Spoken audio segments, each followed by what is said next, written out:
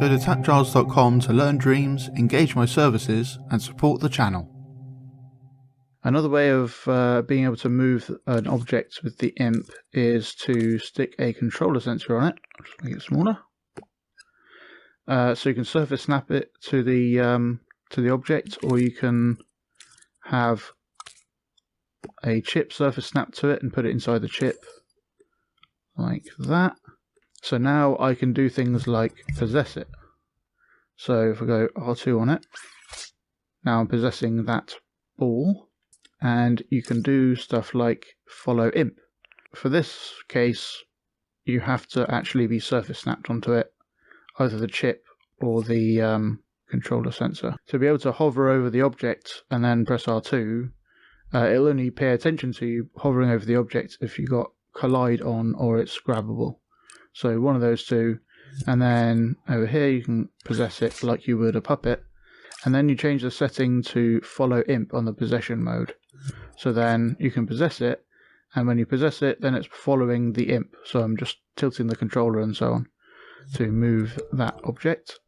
So I've got this other object pointing up, and to demonstrate these other settings, so there's follow imp behavior. By default, it's just on follow imp. So when I possess it, it will just follow the imp, and I can like tilt it and all that stuff as normal.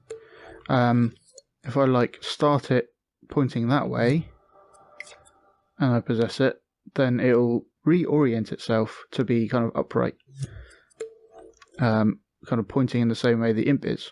It kind of points parallel to the camera, so you get kind of the perspective lines kind of from the center of the screen out to the edge, out to the corners and stuff, depending on where you put the this thing you're controlling.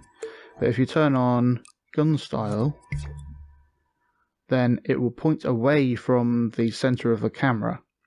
So it's always pointing away, and you can see like the shadow is now it's pointing over that way because it's in that direction into the scene, that kind of thing. Which is useful for like aiming things. If you want to aim an object at things, then you want this mode. That's why it's called gun style. Maintain orientation means if it starts off that way and then I possess it, it will stay that way. So say pointing to the left. I can still kind of tilt it and stuff with my imp controls. And you can do things like face only. So it's got possession visual on hidden normally. If you go face only, then it will show your face, your imp's face on it. Yay, it's so cute. And then if you go body visible on target, and you can move where this stuff is shown by just moving this gizmo. So let's put it on like the pointer bit like that. So the body will appear in there when I possess it, like that. And if it was on tip on target, then the tip will be in the corner of that. So then I can like move it up like that.